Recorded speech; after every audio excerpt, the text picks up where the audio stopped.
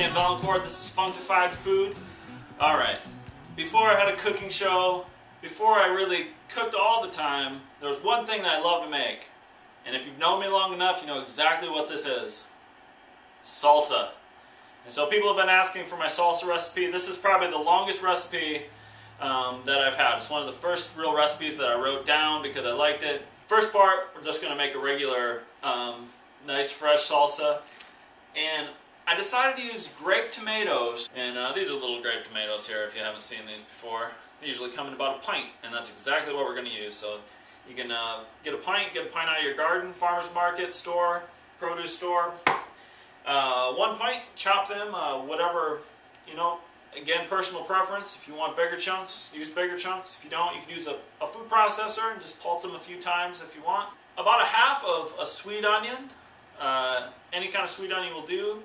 They're usually a sweet onion sort of round like this. The traditional sweet ones will be sort of round and narrow. They'll be like sort of flat onion.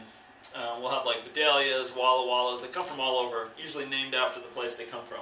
So a half, chopped as fine as you like. Pretty standard little chop. When you're chopping an onion, if you want uniform pieces, you can sort of make this crisscross pattern. You can take it and slice it all one way, nice even. Turn it over, slice it the opposite way, and then you can take your knife and just sort of slice off real nice, exactly, you know, even little squares if you want it uniform.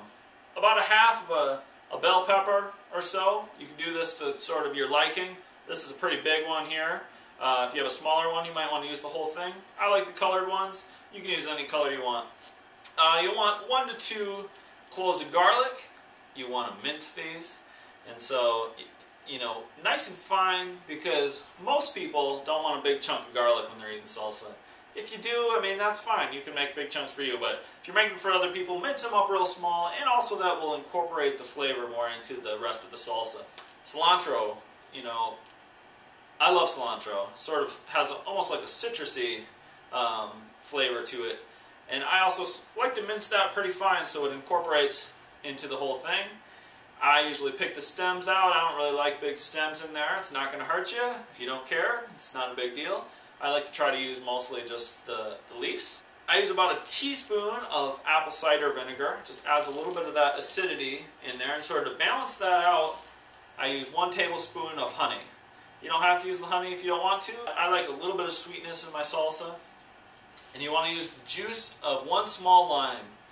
You know, kind of cut it off. You can roll it around on the table, wash it in warm water. There are a lot of different ways to get the juice out. There's little tricks. Cut it in half. Squeeze it out, squeeze the whole thing, you know, don't lose any of the juice. And then 1 jalapeno or whatever chili that you want.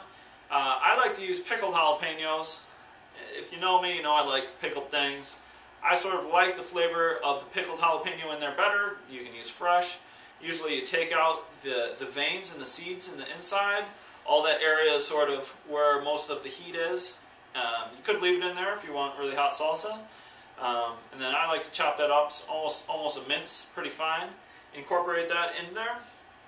And then just salt, pepper, and a little bit of cumin. Kind of mix that around, cover it, put it in the refrigerator for about an hour, and it'll end up being great.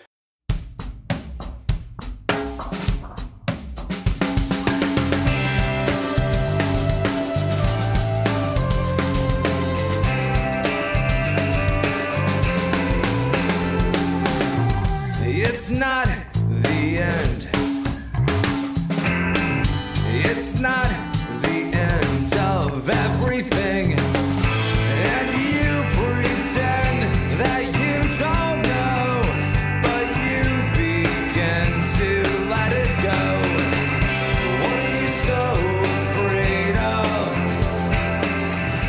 What are you waiting? You know, this is the final product here. I think you'll love it.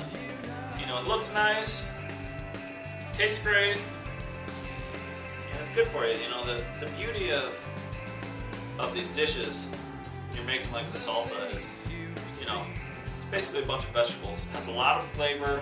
And normally, you know, people talk about, you know, fat being flavor. Flavor is fat. Well, there's no fat, or very minimal. You might have a little bit in the chip, and tastes good and it's good for you.